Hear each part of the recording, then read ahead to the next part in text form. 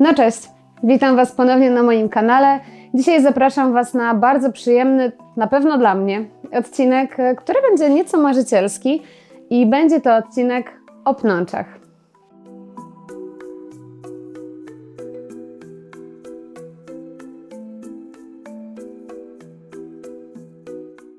Ja pnącza kocham. To jest zdecydowanie mój najbardziej ukochany pokrój rośliny, sposób uprawy rośliny. Tylko właśnie takie zaznaczenie, że ja kocham pnącza najbardziej te, które mogą rosnąć w formie zwisającej, ponieważ nie wszystkie pnącza możemy tak uprawiać. Pnącza to co do zasady rośliny, które się pną, no i one się pną w jakimś określonym celu i tym określonym celem jest poszukiwanie światła, poszukiwanie źródła światła.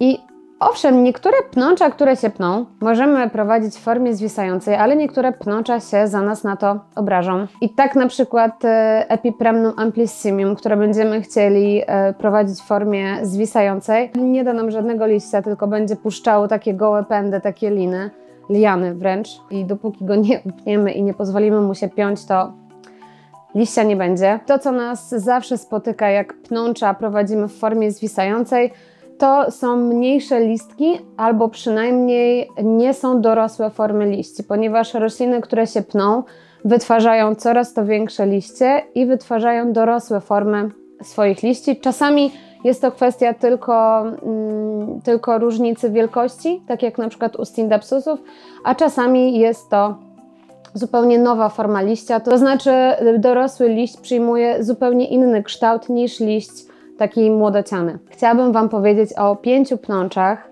które nawet ja, która kocham prowadzić rośliny w formie zwisającej, w formie takiej płożącej, to te 5 roślin bym prowadziła po podporze, tak jak pnącza powinno się prowadzić.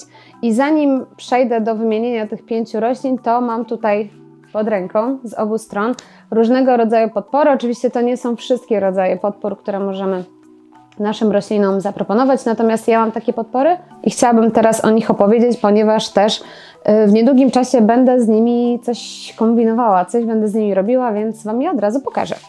No i tak, tutaj od razu za mnie wyjmuję tyczki.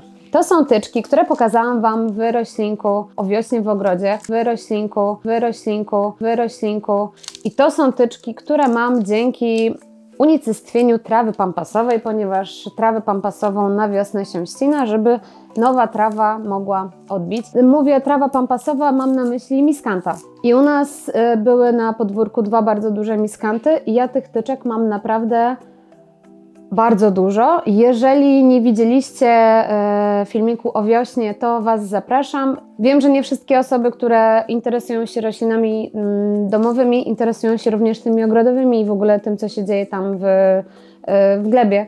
To znaczy, no wiecie, na zewnątrz. To mimo wszystko zapraszam na obejrzenie tego odcinka. Na pewno gdzieś tutaj zaraz go podlinkuję, ponieważ tam bawię się właśnie w obieraczkę i można powiedzieć, że w jakimś stopniu obrabiam te tyczki, chociaż mojej obróbki tutaj było bardzo mało, ponieważ po prostu odrywałam stare liście, takie no łuski, tak to nazwijmy, żeby właśnie uzyskać takie tyczki i te tyczki są dość krótkie, które tutaj mam. One są mniej więcej no co, metrowe, 1,20 m. Natomiast ja wszystkie te tyczki, które mam, one raczej mają w okolicy 2,5–3 metrów. Miskanty rosną na taką wysokość. Jestem przekonana, że ta część rośliny, ta część trawy nazywa się jakoś naprawdę profesjonalnie. No ale ja będę mówiła tyczki, bo nie znam nazwy prawdziwej, więc nie będę wymyślała. Czy właśnie wymyśliłam tyczki?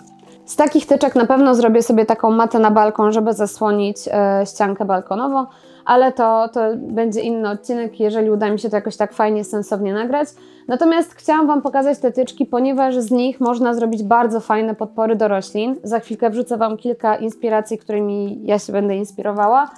I jestem pewna, że nie każdy z Was ma trawę miskant na podwórku, ale tego rodzaju tyczki bambusowe na przykład można bez problemu kupić w jakimś sklepie w sklepie takim ogrodniczym, budowniczym, wykończeniowym i też możecie sobie takie podpórki zrobić. Jeżeli macie jakiś inny pomysł, jak te tyczki wykorzystać, to bardzo chętnie poznam Wasze pomysły, bo ja jeszcze tak nie do końca zdecydowałam, co z nich zrobię.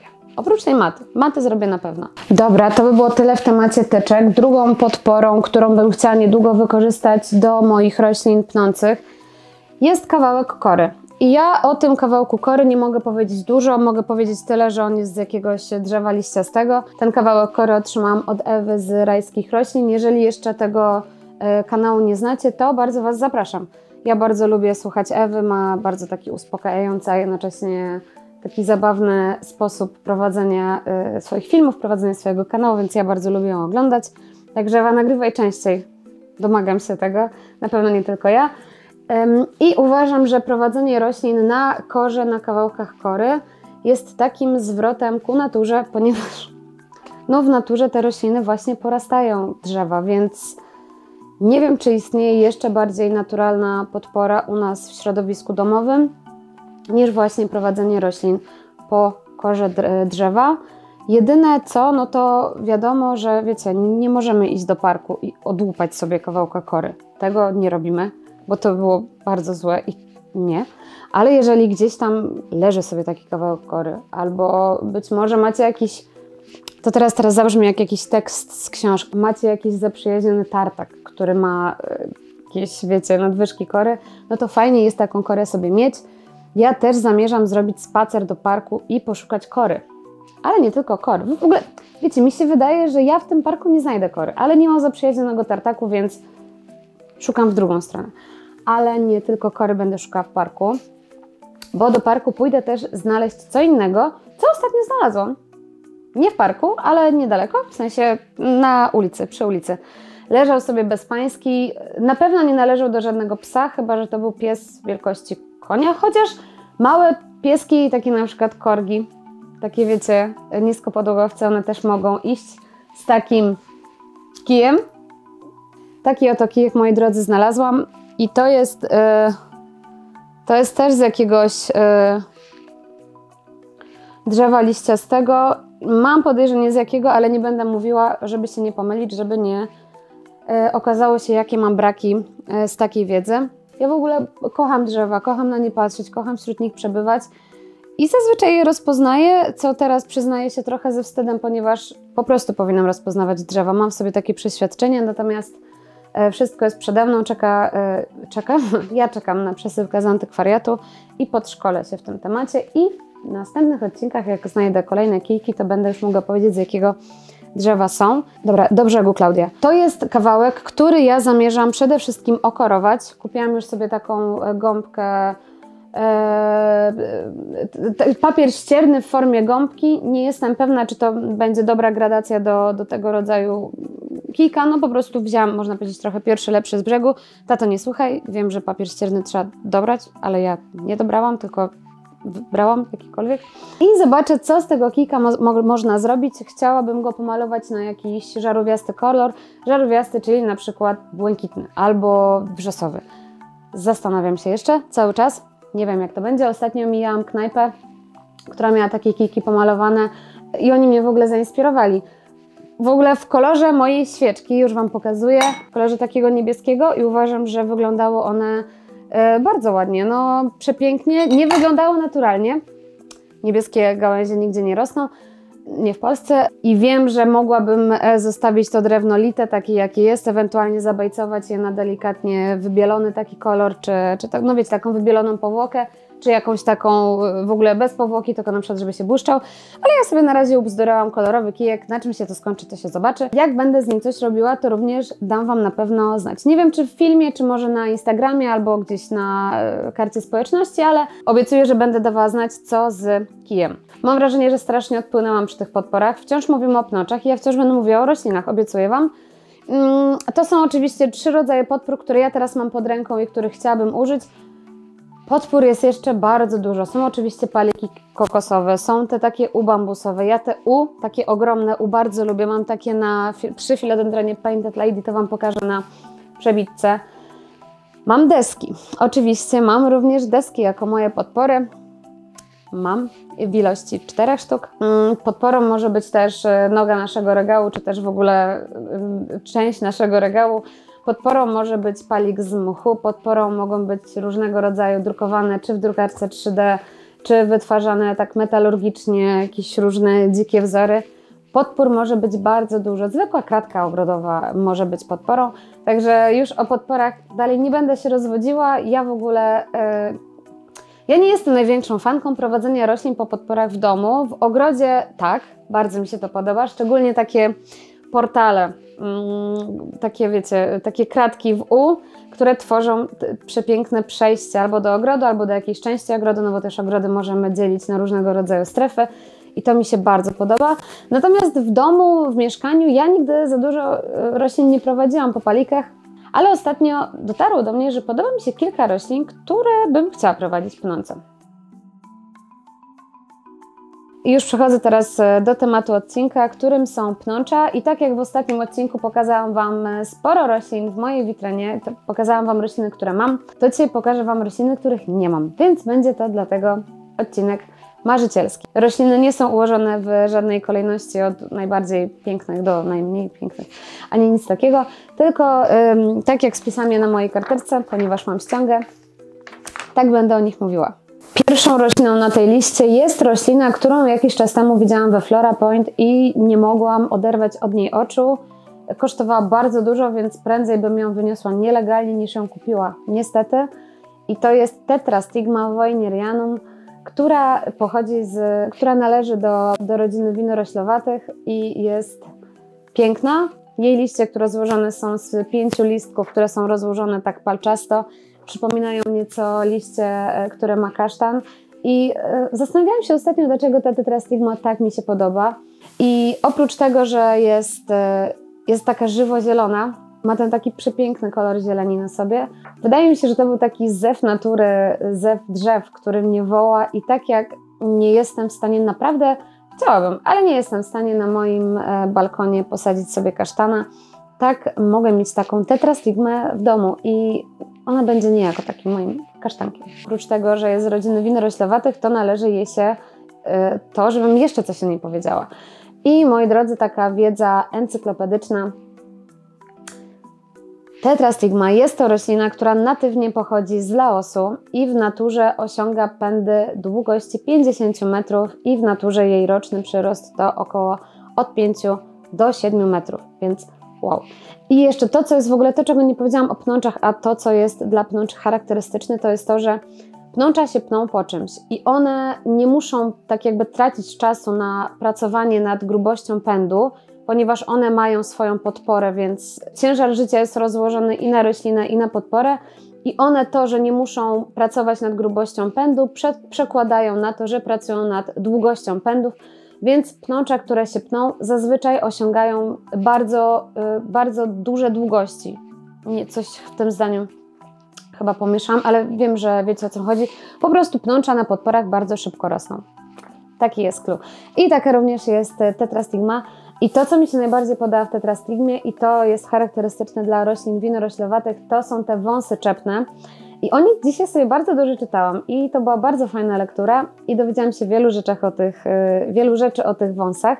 Zaraz na zdjęciach pokażę Wam, o co mi chodzi. Na pewno wiecie, bo to jest bardzo charakterystyczny obraz, jeżeli mówimy o takich pnączach.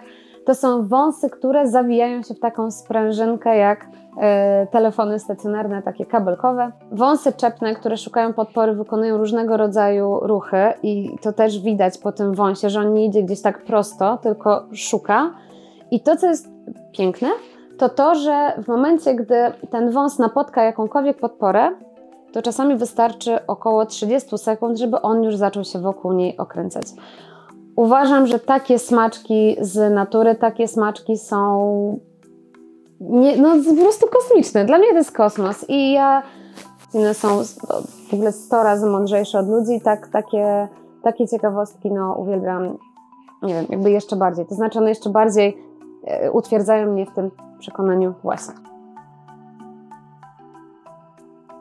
Mówię teraz do Was zza kamery, cały czas tu jestem. Jeżeli chodzi o rośliny winoroślowate, to chciałam Wam się pochwalić, że ostatnio nabyłam przepięknego Cissusa striata. Chciałabym Wam pokazać, jakie on ma przepiękne, 5-listkowe liście.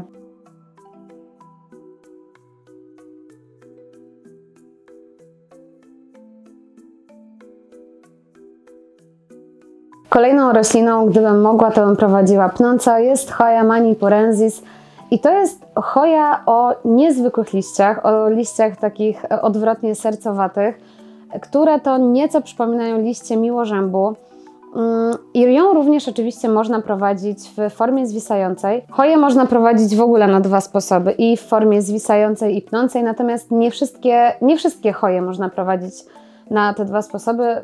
No, na przykład wyobraźmy sobie choję linearis, którą ktoś chciałby prowadzić w formie pnącej. Myślę, że to by się mogło nie udać. Wracając jeszcze do choi manipurensis, to z tą choją przez dłuższy czas był problem z klasyfikacją, ponieważ ona na początku była klasyfikowana jako Dischidia. I tutaj ja całe życie mówiłam Dischidia, a też wiem, że niektórzy mówią Dischidia, także jeżeli jest tutaj jakiś spec od wymowy, to bardzo bym prosiła o wskazówkę, jak poprawnie należy czytać. Aż w końcu właśnie została uznana za choję i ja jestem jeszcze na etapie kupowania choi dla ich liści. Tutaj szczególnie w przypadku tej choi to byłoby w 100% dla ich liści, ponieważ ja mam słabość do miłożębu i taka mała namiastka miłożębu byłaby, wiecie, taka analogiczna do namiastki kasztana tutaj w kasztanowca, tutaj w domu. Ale ta choja kwitnie w bardzo ciekawy sposób. Ona ma takie gwiazdkowate kwiatki w takim czerwono-pomarańczowym kolorze. Ale no ja bym bardziej liczyła na te liście. W ogóle ostatnio, wiecie co, wycwaniłam się. U mnie żadna choja jeszcze nigdy nie kwitła i mam z tym duży problem. Tak wewnętrznie mam z tym problem, że nie jestem w stanie doprowadzić choi do kwitnięcia. I ostatnio się wycwaniłam, ponieważ kupiłam sobie na promocji choję Bellę, która miała już zawiązane pąki. Więc już jedna część roboty została zrobiona i teraz ja mam tylko taką robotę, żeby nie doprowadzić do tego, żeby ona je zrzuciła, te pąki. Choja Bella bardzo chętnie kwitnie, więc kochaniutka, działaj. Na 3. miejscu jest roślina, która na tej liście jest już od bardzo dawna i to jest Syngonium chiapense variegata i 2 dni temu, w poniedziałek, była licytacja jednego liścia z bardzo niedużą wariegacją na liściu, natomiast na łodydze był przepiękny pasek, roślina matyczna również była przepięknie wybarwiona. Nikt nie wziął udziału w tej licytacji i ja, wiecie, 2 minuty przed końcem licytacji już prawie tam chciałam krzyknąć swoją cenę. Natomiast to dalej są kwoty sięgające kilkuset złotych i na chwilę się zatrzymałam, nie kupiłam tego Syngonium. Na pewno kiedyś je sobie kupię, być może ono jeszcze trochę stanieje. Póki co, więc mam tylko Syngonium chiapense w wersji bez wariegacji, czyli w wersji zdrowej. I ostatnio widzieliście je w tym odcinku, gdzie pokazywałam, co się dzieje w mojej witrynie. I tam zapomniałam Wam pokazać, jakie piękne korzenie to Syngonium puściło w mchu, więc zaraz zaległa przebitka właśnie z tymi korzeniami. I to, co jest wspaniałego w ogóle w tym Syngonium, to jest kształt liści, ponieważ on różni się od pozostałych Syngonium. Czasami w ogóle jest mylone wcześniej było też uważane, było mylone z Syngonium macrophyllum. I to Syngonium ma uszka na samej górze, układające się delikatnie w serduszko, można tak powiedzieć. Ale też to, co jest niezwykłe i to, co mi się bardzo podoba, to jest to, że te liście są takie matowe i one się wydają tak jakby takie, jak z plasteliny. Nie potrafię inaczej tego opisać. Mają, jak to w ogóle powiedzieć? Tak, one po prostu wydają się, jakby były z plasteliny. To znaczy w dotyku. Wiecie, o co mi chodzi? Ostatnio też widziałam na sprzedaż, jedna z pań wystawiała pojedyncze, jednolistne sadzonki pędowe właśnie z Syngonium chiapense w wersji zielonej, Dark Knight. I one były tak ogromne, jak księżyc w pełni, jak twarz bobinki. No, gdybym teraz nie oszczędzała i gdybym nadal kupowała rośliny i po prostu stukała w klawiaturę za każdym razem, jak widzę coś, co mi się podoba, to dzisiaj pewnie byłby unboxing tego liścia. Był piękny, wielki i czekam, aż moje wszystkie sadzonki się ukorzenią i będę dążyła, żeby takie liście mieć, chociażby w tej wersji Dark Knight. A teraz przejdziemy do 2 roślin, których liście młodociane praktycznie w niczym nie przypominają tych liści w wersji dorosłej. I pierwszą taką rośliną będzie Amedrium i ja marzę o tym w wersji Silver. Ja u siebie mam Amedrium Medium Green, które razem z Wami kilka miesięcy temu odpakowywałam. Jakby to powiedzieć, zawiodłam. Było w karamzycie i ja je systematycznie przesuszałam. Naprawdę. I ono teraz jest w wersji fatalnej. To nie jest ani wersja młodociana, ani dorosła, to jest wersja fatalna. I to, co teraz widzicie, to jest właśnie moje Amedrium Medium Green. A przechodząc już do Amedrium Silver, właśnie widzicie, ja marzę o Amedrium Silver, a jeszcze nie wyprowadziłam mojego Amedrium Green, więc powinnam się zastopować w tych marzeniach i zwrócić się bardziej ku kolekcji, bo nie lubię tego słowa w przypadku roślin, no to w tej przypadku kolekcji, którą mam, niż tylko marzyć, ale dzisiaj taka jest konwencja tego odcinka, że marzę, więc pozwolę sobie marzyć o Amedrium Silver. I tylko jeszcze tak Wam wspomnę, że ono w naturze występuje głównie w Azji Południowo-Wschodniej. W ogóle bardzo dużo roślin, o których dzisiaj mówiłam, czy jeszcze będę mówiła, są rośliny, które w Azji rosną tak po prostu w parku, tak powiedzmy. No oczywiście nie w parku, tylko w lasach, ale no też w ogóle bardzo dużo roślin rośnie w Azji, więc może to dlatego, w sensie ta piątka nie jest jakaś wyjątkowa. I ono w naturze osiąga pędy nawet do 10 metrów długości, także super. Ale właśnie też Amedrium to są rośliny, które podobnie jak Epipremnum amplissimium uwielbiają wypuszczać łyse pędy. I trzeba odpowiednią pielęgnację, odpowiednio trzeba się zatroszczyć o tę roślinę, żeby tych łysych pędów za bardzo nie było. No i tak, dlaczego to Amedrium Silver? No przez samą nazwę, ono jest srebrno-piękno-turkusowe, tylko prawda jest taka, że ja nigdy nie widziałam tej rośliny na żywo, więc też nie jestem w stanie w 100% powiedzieć, czy te zdjęcia, które teraz widzieliście, one oddają kolor tej rośliny, czy to nie są jakieś tam, wiecie, podkręcone zdjęcia. Także jeżeli Wy macie w swojej kolekcji Amedrium Silver, to dajcie mi proszę znać, czy ono naprawdę jest takie piękno, srebrno, pastelowo piękne, czy to są jakieś tam filtry, bo jestem trochę ciekawa, czy to moje marzenie nie jest nad wyrost, bo opiera się na kłamstwie. I liście w Amedrium młodociane bardzo różnią się od liści w formie dorosłej. W formie dorosłej to są liście niewiarygodnie rozczapieżone, to są liście, które często mają okrągłe, owalne dziurki tuż przy nerwie głównym. To są liście, jak dowiedziałam się z encyklopedii, pierzasto-sieczne. Wcześniej tego nie wiedziałam, ale dobrze jest czytać encyklopedię. I o tej roślinie marzę, ale najpierw ogarnę moje Amedrium, żeby wiedzieć w ogóle, z czym to się... Też czytałam o tym, że to są rośliny bardzo łatwe w uprawie. Być może jak się ich nie przesusza systematycznie, to tak jest. Kolejną i ostatnią rośliną w tym odcinku jest Rhaphidophora silvertenuis i ona ponownie jest silver, tak jak Amedrium. I tutaj podobnie jak przy Amedrium, te liście młodociane bardzo różnią się od formy dorosłej. Forma młodociana to po prostu małe listki, a natomiast forma dorosła to takie bardzo powycinane liście, bardzo takie postrzępione, powiedzmy, i one są bardziej takie palmopodobne. Jest piękna. Ja się dowiedziałam o niej stosunkowo niedawno, ale ostatnio bardzo ciągnie mnie do Rhaphidophor i bardzo mi się podoba to, jak one wyglądają prowadzone na korze i jakbym miała taką Rhaphidophorę silvertenuis, to ją bym prowadziła na tej korze, którą Wam pokazywałam w odcinku. To już bym na pewno, ona by ją szybko przerosła, ale ten początkowy swój wzrost by na tej korze zaliczyła i to jest oczywiście roślina, która natywnie rośnie w Azji. Także Azja jest niesamowita, chociaż zwierzęta, które tam występują, różne małe pająki i nie chcę mówić robaki, ale wiecie, aż mi niedobrze. To jest coś, co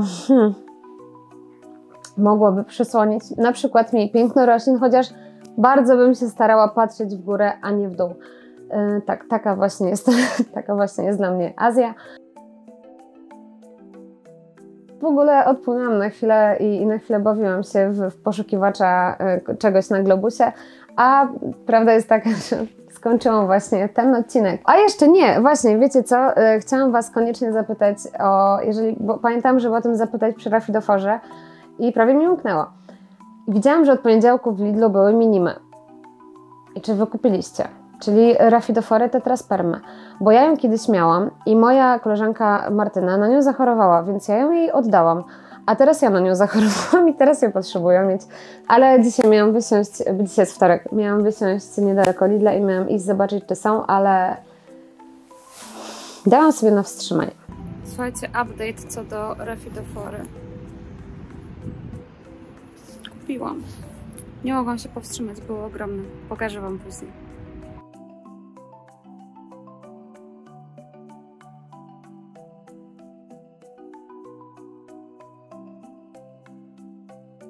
Dajcie mi znać, czy Wam się udało kupić, ponieważ widziałam na forach, że były bardzo duże różnice pomiędzy wielkościami setonek. No i w ogóle wydaje mi się, że jeden z najgorętszych tematów ostatnich dni. Dajcie znać, czy udało Wam się upolować coś w Biedronce.